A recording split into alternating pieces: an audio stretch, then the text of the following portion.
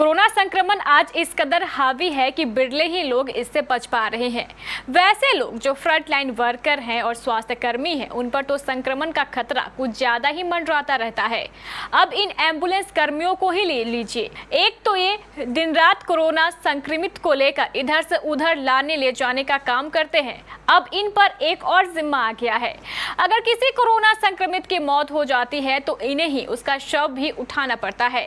हालांकि सरकार ने संक्रमितों के मौत के बाद उनके शव को उठाने के लिए कुछ स्वास्थ्य कर्मियों को नियुक्त किया है, लेकिन इन स्वास्थ्य कर्मियों का हाल ये है कि अगर किसी संक्रमित की मौत हो जाए तो उनके शव को उठाने की एवज में मृतक के परिजनों से पैसों की मांग करते हैं। एक तो बेचारों पर पहले ही मौत का कहर टूटा पड़ता है, ऊपर से इन स्वास्थ्य कर्मियों द्वारा की जाने वाली नाजायज पैसों की मांग। एक तो करेला ऊपर से नीम चढ़ा। इस दुख की घड़ी में मृतक के परिजनों से पैसे की मांग करना कितना जायज है? जब परिजन पैसे नहीं दे पाते हैं तो ये स्वास्थ्य कर्मी शव को एम्बुलेंस पर ही छोड़कर फरार हो जाते हैं। ऐसे ही हालात में बेचारे इन एम्बुलेंस कर्मियों को शव को उठाकर अंतिम संस्कार करवाना पड़ता है।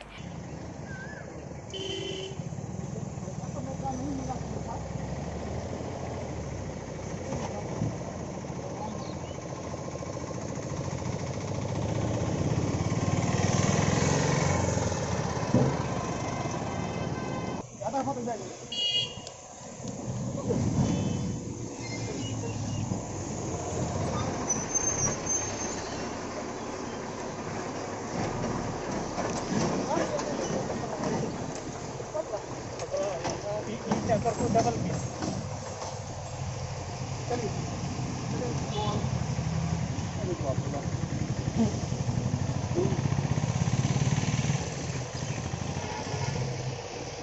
ऐसे हालात में इन एम्बुलेंस कर्मियों को सरकार द्वारा अब तक पीपीई किट भी नहीं उपलब्ध कराई गई है। जब ये एम्बुलेंस कर्मी अधिकारियों से पीपीई किट के बगैर शव को उठाने से मना करते हैं, तब इन्हें अधिकारियों द्वारा नौकरी से निकाल देने की धमकी दी जाती है। इस संबंध में एम्बुलेंस कर्मियों के विचार सुनिए। बिहार में भी लगातार कोरोना संक्रमण के बढ़ते मामले कह सकते हैं कि धीरे धीरे बेकाबू होता नजर आ रहा है। संक्रमितों का आंकड़ा लगातार बढ़ता जा रहा है और यही कारण है कि विशेषकर एम्बुलेंस कर्मियों की जिम्मेदारी लगातार बढ़ती जा रही है।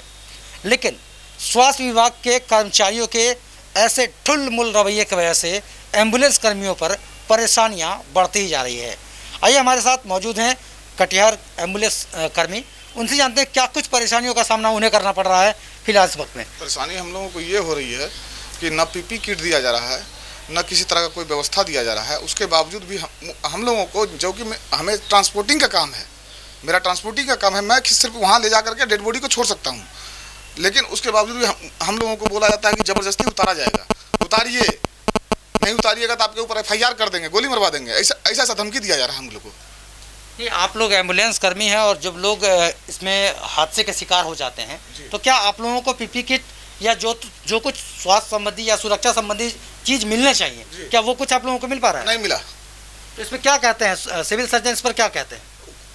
कुछ समझ में नहीं आ रहा उनका, कोई कुछ बोल ही नहीं रहे। हम लोगों को सारा जो 7 सदस्यीय कमेटी गठन किया गया है उसको रखा जाए, उस साथ में चले, हम बॉडी डिस्पोज करने के लिए तैयार हैं। तो दर्शकों, आपने देखा कि ये ऐसे एम्बुलेंस कर्मी हैं जो अपनी जान को हथेली में रखकर जिले को कैसे सुरक्षा मिल सके या इस कोरोना की चेन को तोड़ने में कैसे जिला कामयाब हो, इसके लिए दिन रात मशक्कत करते हैं। लेकिन इसके बावजूद स्वास्थ्य विभाग की ओर से ना इन्हें पीपीई किट प्रदान किया जाता है, ना ही सभी सुरक्षा मानक इन्हें दिए जाते हैं ताकि जो कोरोना संक्रमित मरीज गुजर जाते हैं उनका दाह संस्कार सलीके से और इज्जत के साथ किया जा सके। ऐसे में ज़रूरत है जिला प्रशासन को इस ओर सख्त कार्रवाई करने की, तभी इस कोरोना संक्रमण की चेन को तोड़ने में हमारा जिला इन जैसे स्वास्थ्य कर्मियों के सहयोग से इस कोरोना की चेन को तोड़ने में कामयाब हो पाएगा। ये बेचारे मानवीय मूल्यों के कारण शव उठाने का खतरा भी मोल लेते हैं और उसका दाह संस्कार भी करवाते हैं। ऐसे में जिला प्रशासन को इस दिशा में कई आवश्यक कदम उठाने की जरूरत है।